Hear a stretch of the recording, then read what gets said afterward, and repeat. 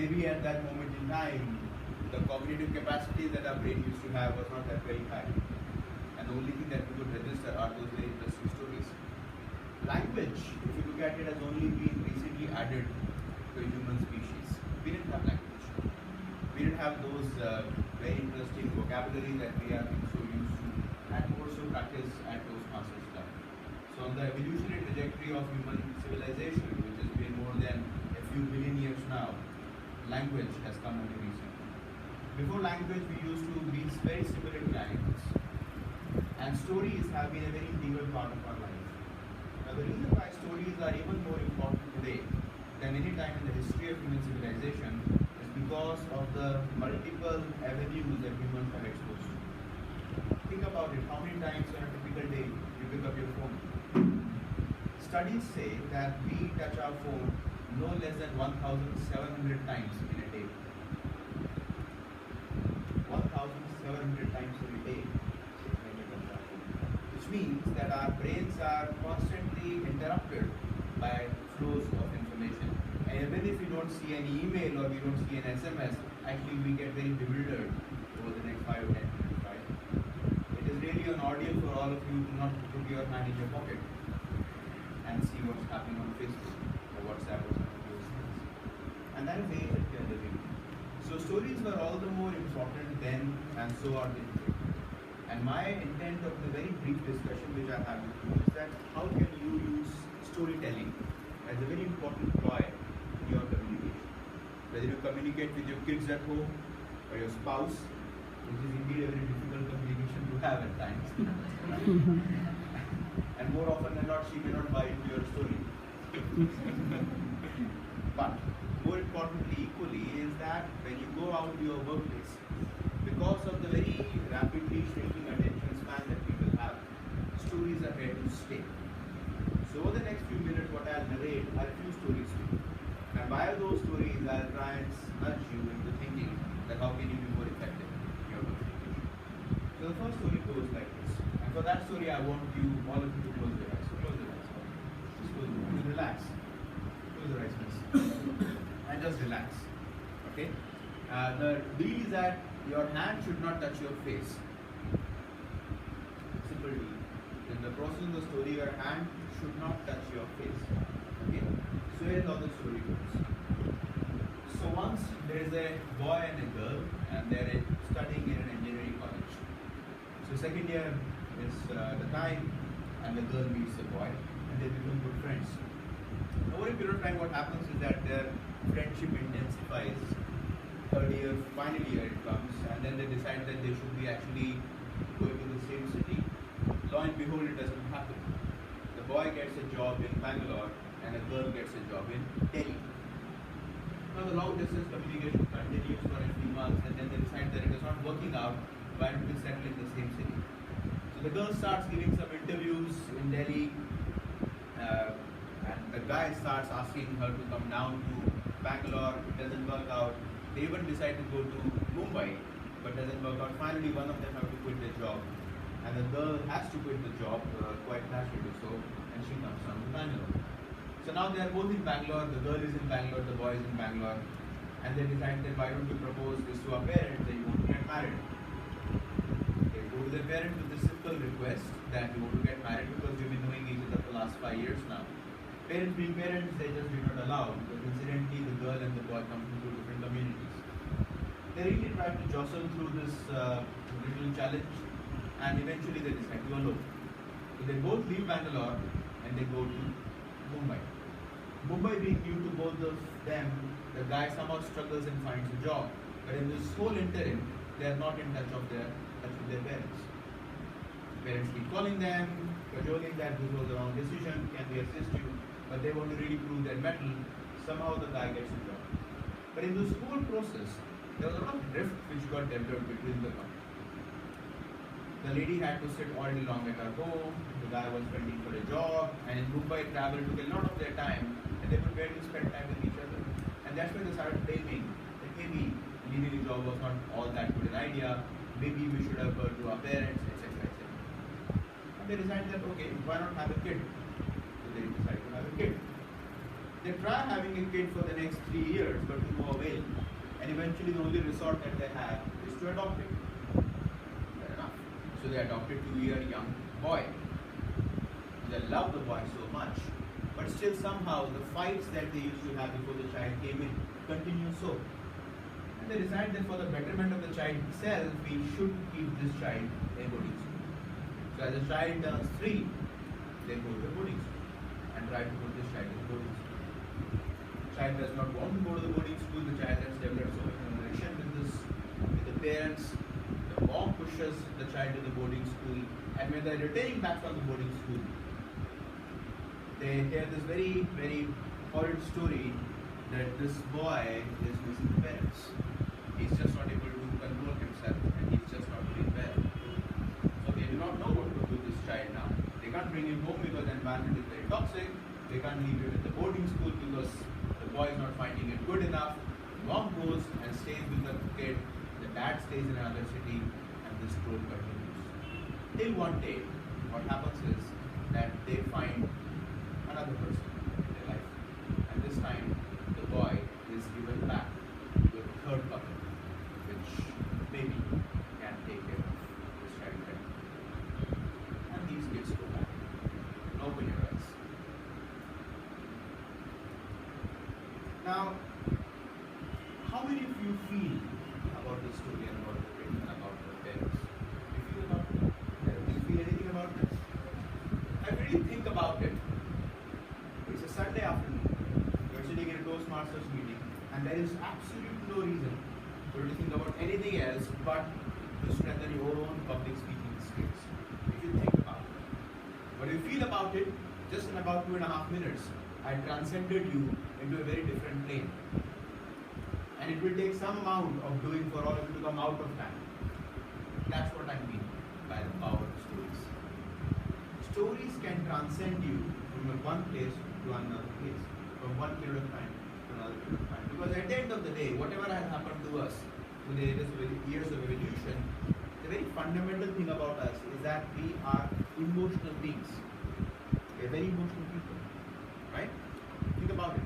All the Excel sheets, all the Microsoft PowerPoints, and the jobs that we have gotten ourselves so used to, which have sort of mechanized our life to a very large extent. We are very emotional people. And the best appeal that you have to others is to play to their emotions, not play with their emotions. Play to their emotions, which means that you modulate yourself so that you address their emotions. That's the first thing. We are emotional people. Respect. Now tell me, who is more emotional? A man or a woman? A man. Question was, who is more emotional? So here is where studies in science have something to offer us. But proverbially, there are two parts of our brain, the left side and the right side. Many of people came back to me saying that, you know what, there is nothing left in my right side. And there is nothing right in my left side. But it happened like that. So humans have two brains, the left hemisphere and the right hemisphere. Proverbially, the right hemisphere of the brain is accountable for thinking abilities, or rather, the feeling abilities, and this part is responsible for the thinking. Feeling and thinking about the brain. And connecting the two hemispheres, the thinking and the feeling, is something called corpus callosum. Colossal means something which is big. So corpus callosum is the fiber or the net that connects the left side with the right side of the brain. Now research has suggested that women have their corpus callosum twice as thick as in men. The left half of the brain and the right half of the brain are connected with twice the thickness of the corpus callosum in female as in male. What does it mean? It means that when female think, they also feel. So when women think, they also feel. But when men think, they only think. There's a problem with the men. When we think. And that's the reason why men, most of the men, have been hunter-gatherers. And one big reason why most of the female have been nest keepers. Because they have to feel and not just think. And that's one big reason why the rearing of the offspring is a responsibility which has squarely gone to the females. But this brings me to the second story. The second story goes like this. think about your first day in the office. You go to the office and your boss comes to you. The boss says that here is what you're supposed to be doing. Do these things as I ask you, and if you do them without any error, what happens to you is that you get your salary.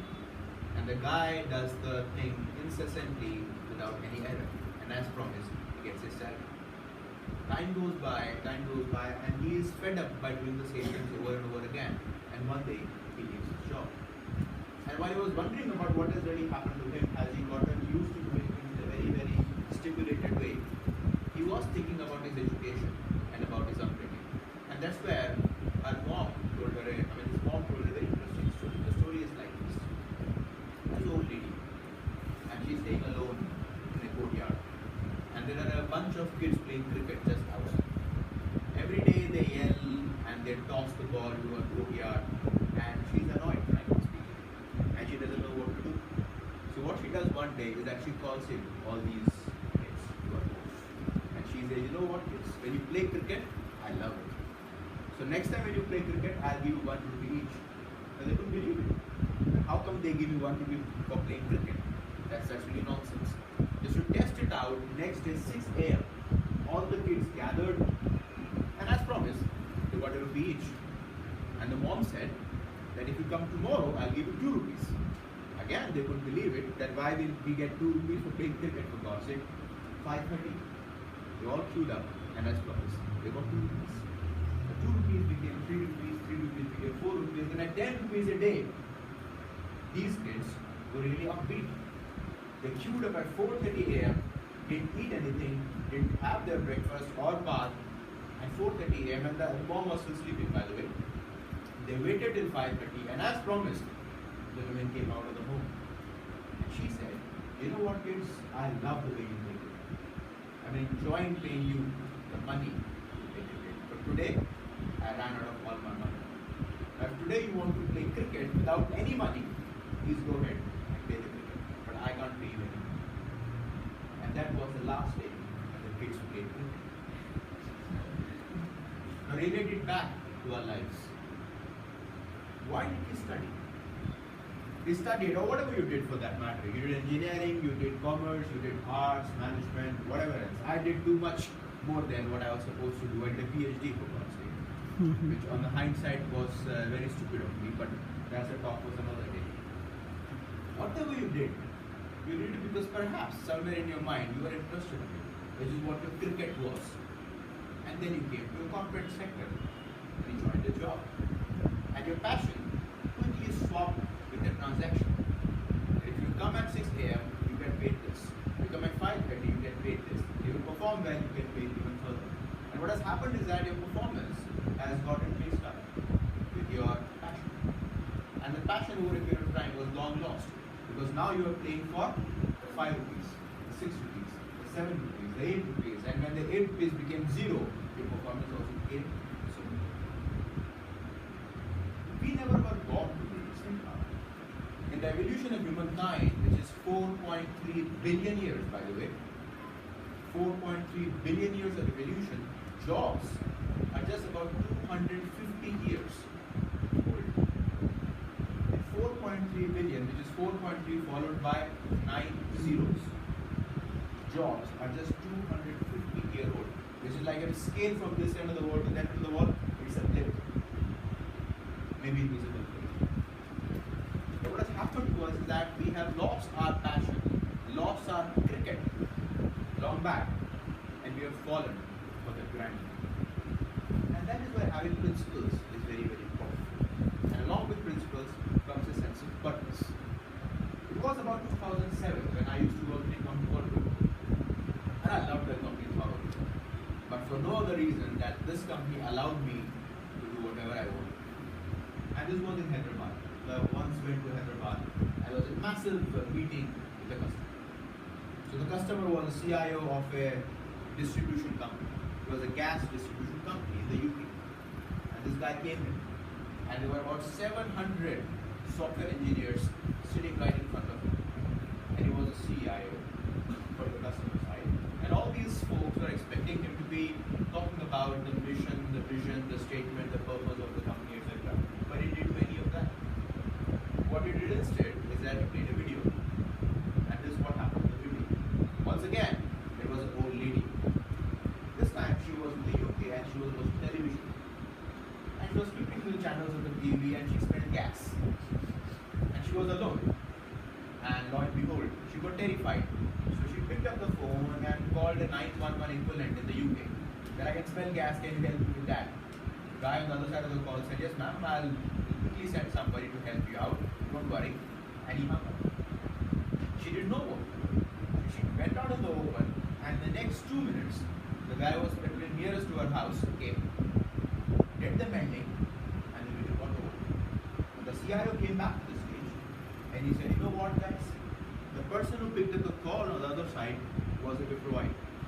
The person who wrote the algorithm to fetch the nearest petroleum guy was a Wipro. The person who wrote the software to find out the location of the woman because she did not tell the location, routing to the phone number, was a Wipro. So what you do in this company is not write software codes. What you do is you make a difference in somebody's life. That's what it is. Now transcend it back to our living lives. Tomorrow morning, many of you might be going to office. Do you really know what's the purpose that you should be really struggling through this horrendous Bangalore traffic and reach to your office in time? What's the purpose? If you don't turn up at your office on time on a given Monday, what happens? Who cares? Is somebody dying? Is any life taking place? Are you reading something entirely new? Are you doing something which nature has endowed you to do? Because by the way, the person who invented electricity did it when there was no electricity. The person who invented this, fan did it because he needed a fan, maybe. But there was no fan. So while he invented the fan, he was sweating, isn't it? Before inventing electric bulb, there was darkness. Before inventing internet, there was sort of a vacuum of knowledge. Which means that people who have left an impression on human civilization are the people who are purpose driven. So what is very important for all of us is to understand our sense of purpose. Living is incidental, if not altogether accidental. Think about it for a moment. There were millions of sperm cells aiming to reach to a very few eggs before you were born, right? There, the probability of a particular sperm cell fertilizing an egg was 10 to the power of -6. And then one cell got fertilized. The survival of the cell for the 9 months of gestation was 10 to the power of -2, which is 1%. And then from that day onwards, at today, you sitting in this room listening to me is another 10 to the power of -5. You're talking of a cumulative frequency of 10 to the -15 of you sitting in this room right now. So this is no under a grand plan, by the way. It's under no grand plan. It's completely incidental, if not outrightly accidental.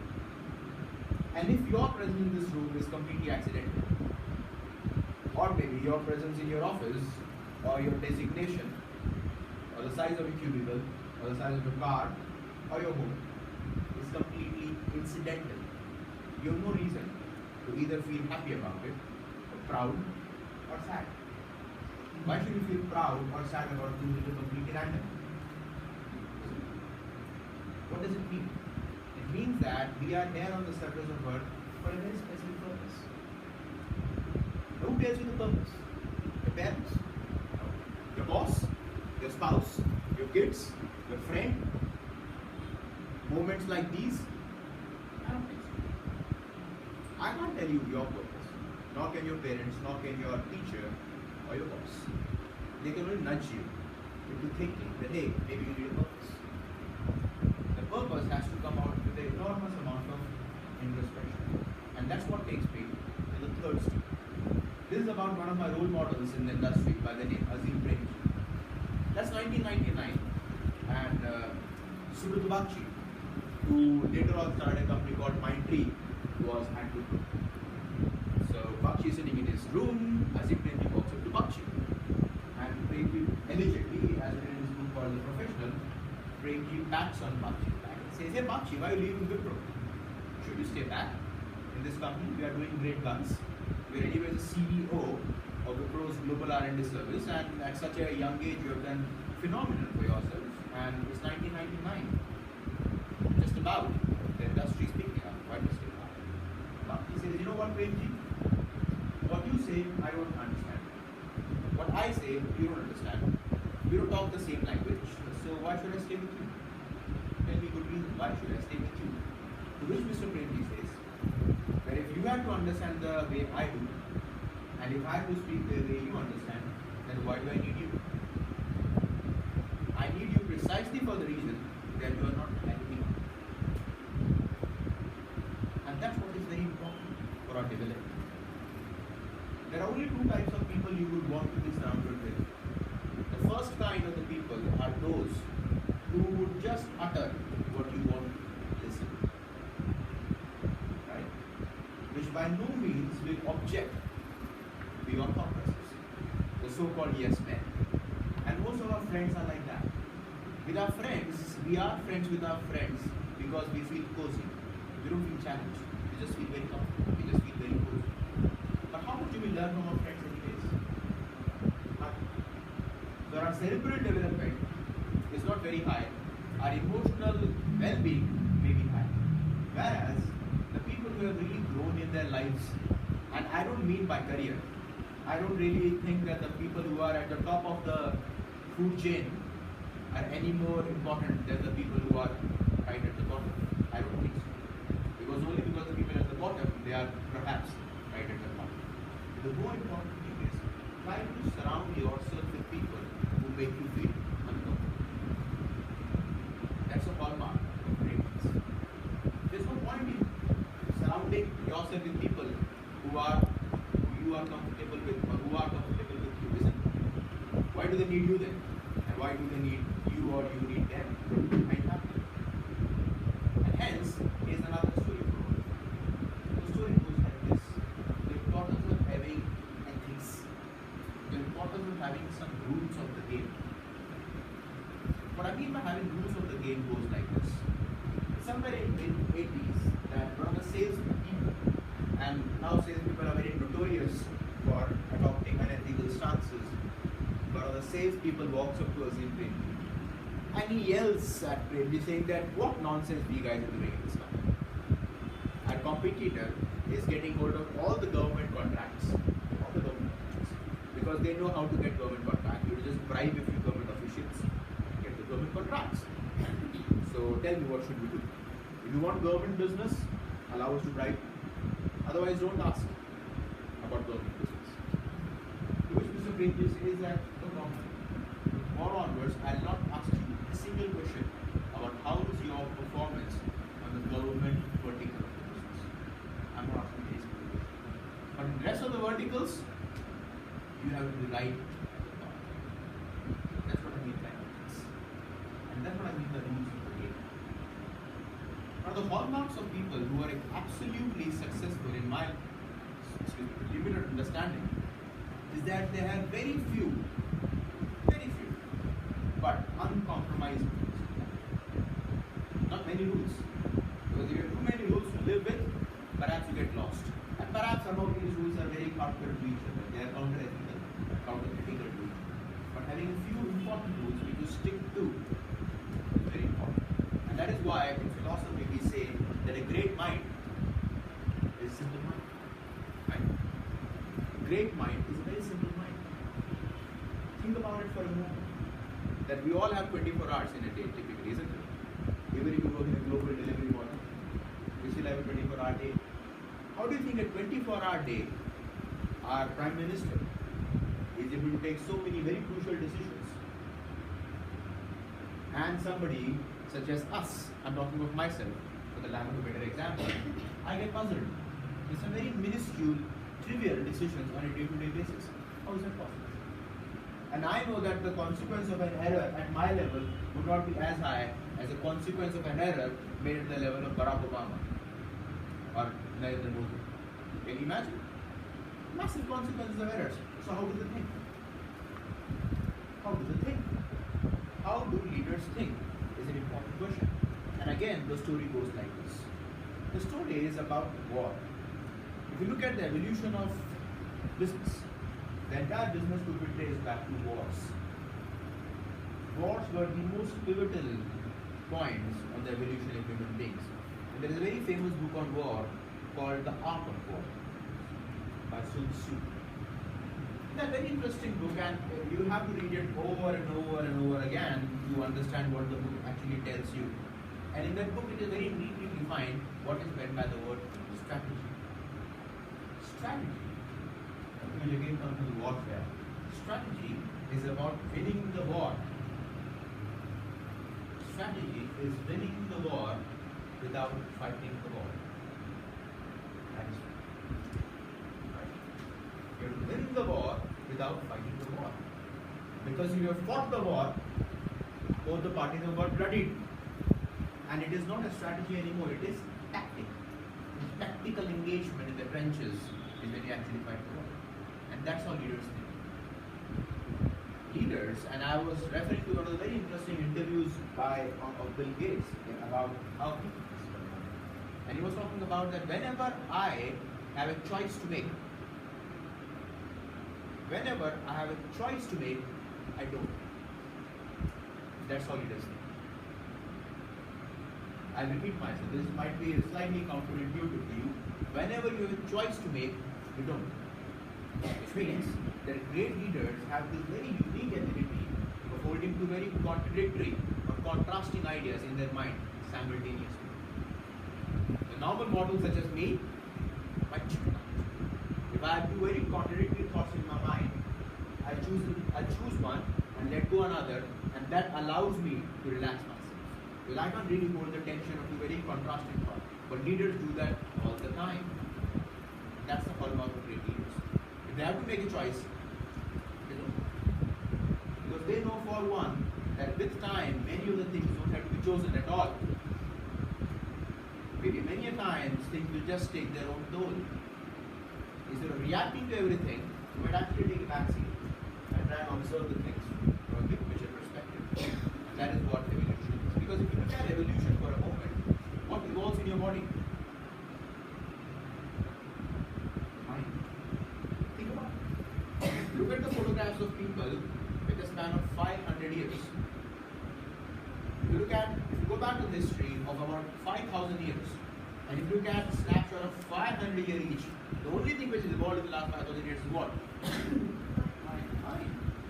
The most invisible thing is the most rapidly evolving thing.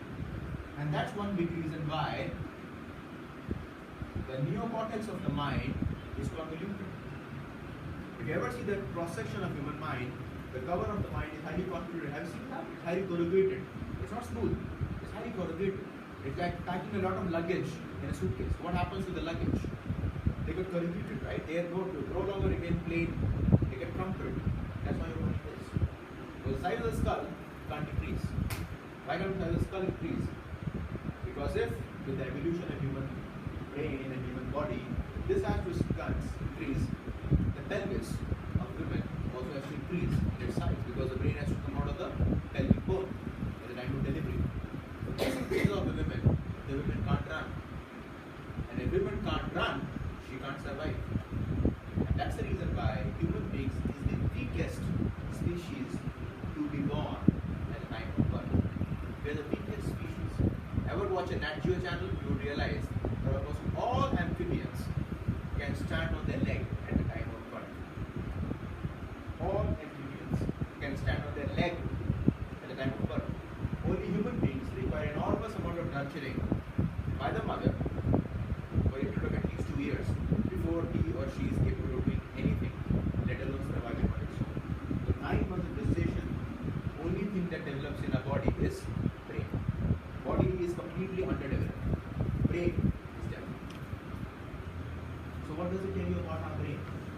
It tells you that talk to brain, don't talk to body. When you have to talk to people,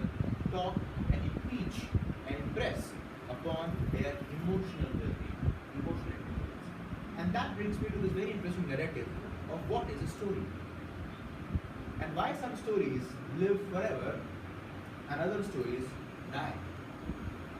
For example, the very famous speech made by Martin Luther King, starting with "I have a dream," or Kennedy's words on putting a man on moon by the end of the decade, or some of the other very prolific speeches made by, say, Steve Jobs at the Stanford University.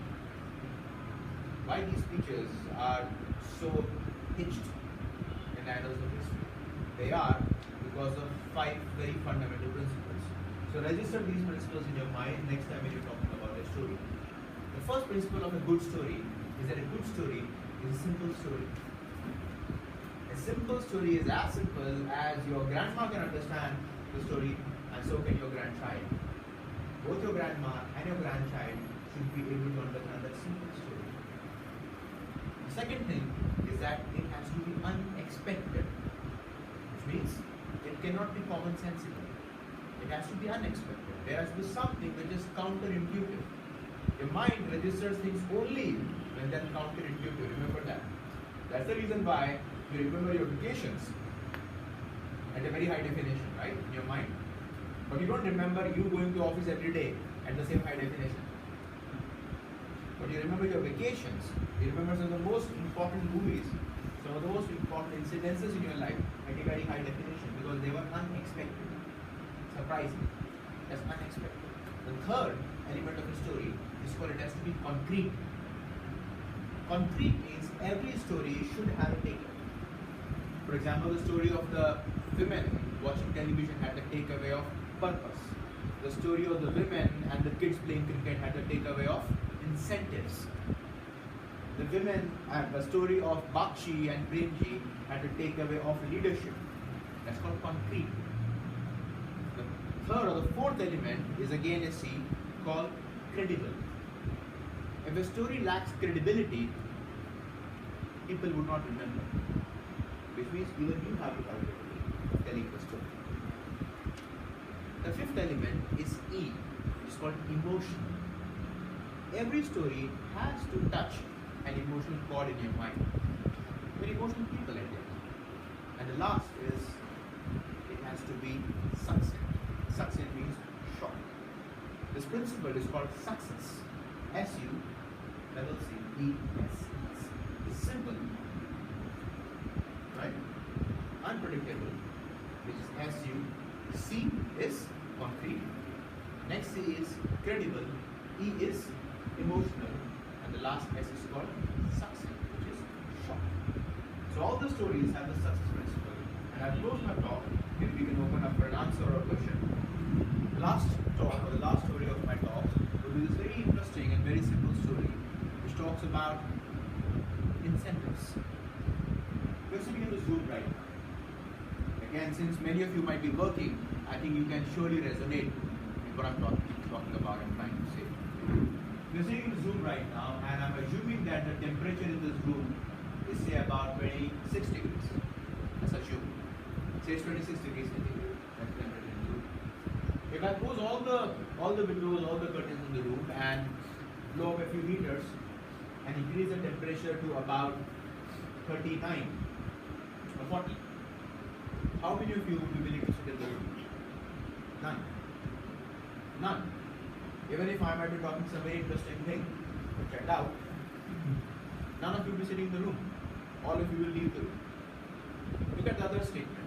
Statement is, I put air conditioning in this room and I reduce the temperature from current 26 degrees to a very comfortable 23. But if I am talking nonsense, which I might still, how many of you would be willing to sit in the room just because the AC is good? None. So what can the AC do to you? A bad AC can definitely draw you out of the room even if the content is high. But a good AC cannot make you sit in the room if the content is bad. So AC has a very asymmetric impact on your motivation. So replace the AC with your salaries. A bad salary can definitely demotivate you from doing something that you want to do. But a great salary can never motivate you to do something which you do not want. Making sense? That salary can definitely take you away from doing something that you want to do, but a great salary can never. And that's the reason why most of the Olympic winners do not come from rich families, except a few people. They do not. Because their motivation to win something is intrinsic, not expensive. So next time when you hire people and you negotiate on the salary, remember what is the locus of motivation. Is the locus of motivation outside the body, or is the locus of motivation inside the body? The locus of motivation is inside the body. When the person is working on. The locus of motivation is outside the body. No amount of salary, no amount of motivation or incentives can make the person work what you expect him to work. Right? So thanks for your time. Appreciate it.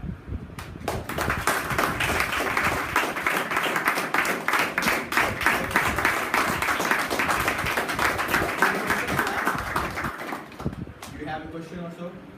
Yes, ma'am.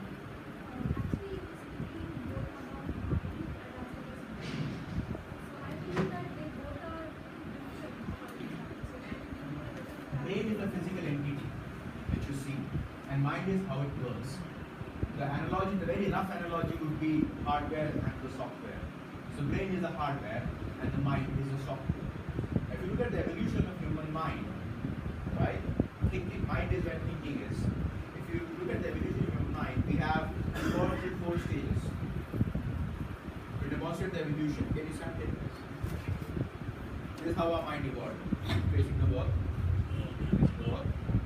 So this is the first part of the brain. Yeah, you got it right. This is the first part of the brain. This is brain. This brain is called neurochassis. Neurochassis means that is where all the neural circuitry of your mind flows through. So all the impulses that the person feels in the body has to flow through this. The aka spinal cord. This part of the brain is called the R complex, also called the reptilian brain. The reptilian brain is this small brain, which is a very predatory brain. This part of the brain is what is accountable for your dreams. And that's why in dreams, the laws of physics don't apply. You can fly, you can swim on the water, on your back. Laws of physics never apply in your dream. Above this, R complex is a part of the brain called, limbic brain, L-Y-M-B-I. Limbic brain means limbs. So when the reptiles became mammals, that part of the brain got developed. That is where your emotions are stored. And the top part of the brain, called neocortex. Neocortex in Latin means new cover. This part of the brain is uniquely human. That is where your thinking is stored. So thinking, feeling, dreaming, and sensing. They are the 4 parts of the brain. Parts of the brain. Now mind. Typically when you use the word mind, the uppermost press of where you start thinking and where you start developing logic is called mind. You will take your place back. Now the important question is that you must have often heard this term saying that, in Hindi we say, "Bacche Bhagwan ka roop hote hain," right? So kids are similar to God. Why do we say kids are similar to God? Why? Because they're innocent. They can't cheat, they can't bluff, they're innocent. Their innocence comes because the neocortex or the new cover is not there. Because they can't think. The moment you start thinking, you become opportunistic. And the moment you become opportunistic, you have a tendency of lying. And that's why research has also suggested that higher is your creativity, higher is your dishonesty. So creative people, and being a researcher, you can take my word for that maybe. Being a highly creative person also have a tendency of being highly dishonest. Because you can justify your dishonesty creatively. Anybody else? Yes, please.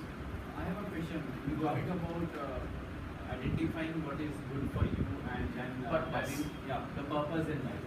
So the biggest challenge which I face and I'm sure others also face is identifying what do we want, like what do we like. Because we sometimes take a job and we like it for a few months and then we start hating. And then we move to a different job and after a couple of months we start hating that too. So how do we identify what we like? I would be very careful about using the word hating. I want to use dislike it. Yeah. Dislike is a more appropriate. Hate is a very strong word. don't use it. So let's understand the meaning of the word hobby and a job. What's a hobby?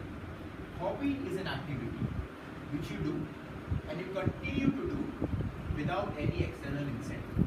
Am I right? That's a hobby.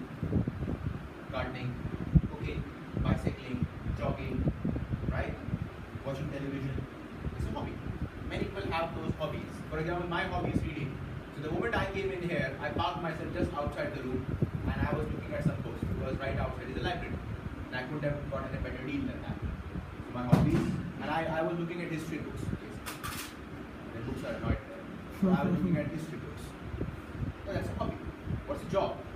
Job is an activity which you do and you continue to do till the time there is a very clear external motivation. It's job. So hobby has no external motivation and job has a very clear explicit external motivation. Now, for those of you who are within the age of 35, I strongly believe that that is a time in your life where you do a lot of experiments. Experiment with what all you think you can do without fixing yourself onto something. And there will be one point on the frequency curve where you will start resonating with what you have outside. Talking about myself, when I used to work in Wipro, every weekend I used to go out and teach. Every weekend without fail. Many weekends, almost several of them actually, I taught for free. Because I had this, urge, insatiable urge to do something. And then I started looking forward to the weekends when I was in Bengaluru. Looking forward to the weekends, not weekdays. And then I decided that if I love teaching and reading and writing so much, why shouldn't I do a PhD? Okay, I resigned from Bengaluru and joined myself into a PhD program at IIM. Now while doing the PhD, again on the weekends, I started doing consulting. Because I read so much was fed to me. I was drinking from the hose, yet I was thirsty.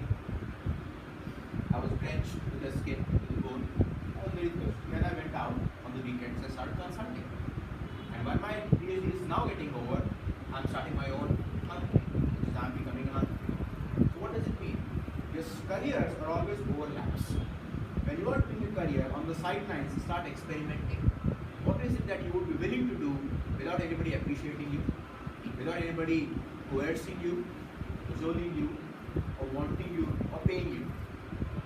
And you would realize that you start loving this. And if you start loving this, try to make a career out of it. The big mistakes that most of us do is that we either try to find our passion in the job, or vice versa, too early in the life. If you find the passion in the job, or trying to make a job out of your passion too early in the life, may not be a good idea. So you need to allow your hunch to develop, to ferment. And over a period of time you realize that, oh my God, what I thought is a hobby, there is someone willing to pay me for that. So why not do that for a change? And that's what I mean by experimenting. Till the age of 35, experiment. You can even experiment after 35, by the way. But before 35, you have to experiment. Don't settle. And that's where most of the youth are settling too early in their life, in my belief. There's no need to settle so early in life. And literally also. Anybody else? Yes, sir. The question like you were talking about the cricket, right? The kids were playing cricket, somebody started paying and they stopped playing because somebody paying, they stopped. They withdrew the payment. Yes. So our jobs are like that, similarly, right? So whatever we love, we try to do that.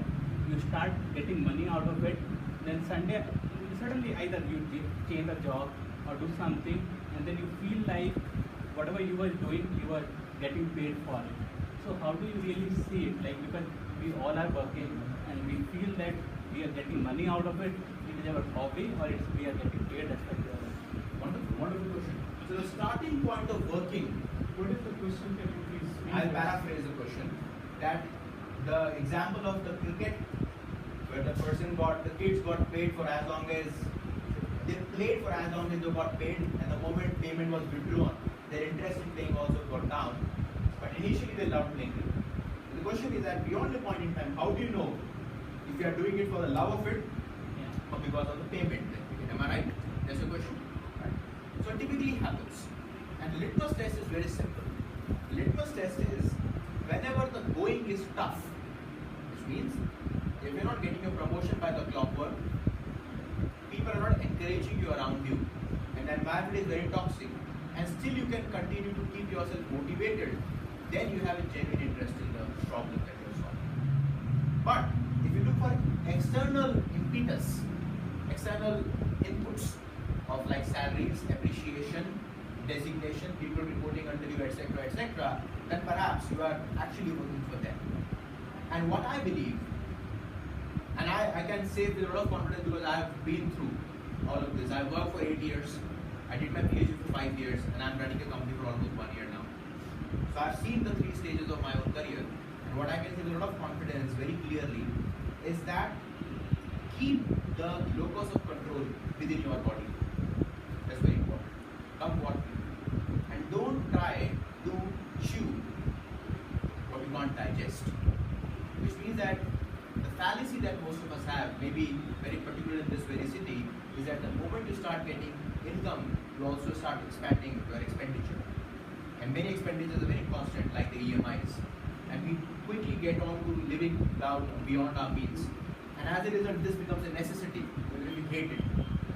And that's where I wrote an article long back, how EMI kills creativity. EMI stands for ending morality and intellect.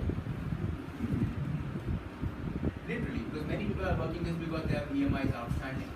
So long answer short is that if you look for external motivation, then it's not your passion. But if people are against you and you continue to do so, only then it's your passion.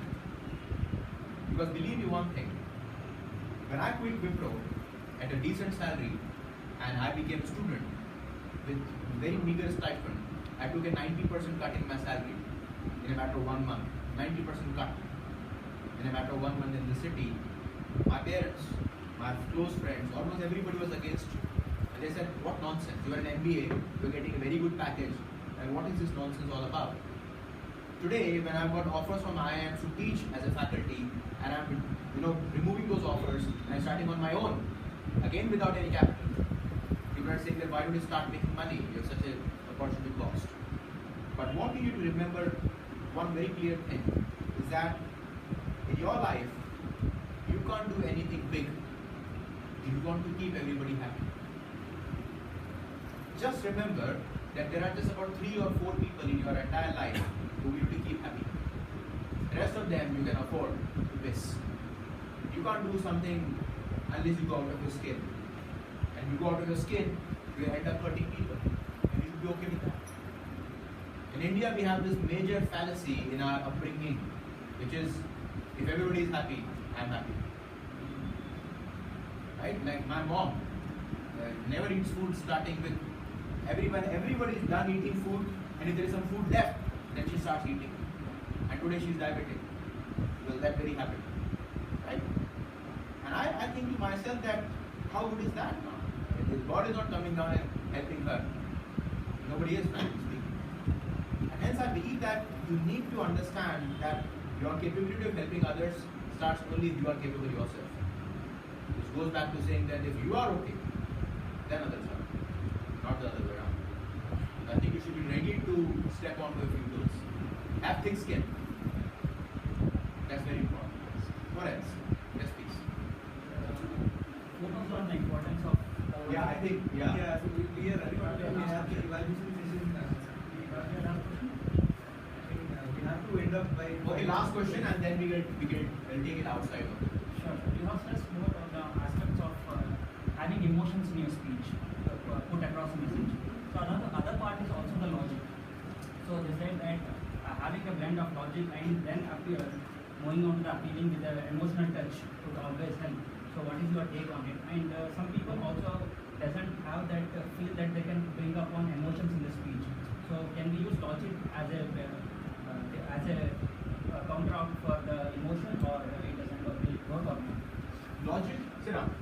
Logic and emotions are two very different parts of your brain. Right?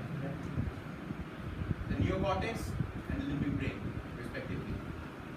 And what happens is that you can motivate people to do something if they buy into your logic.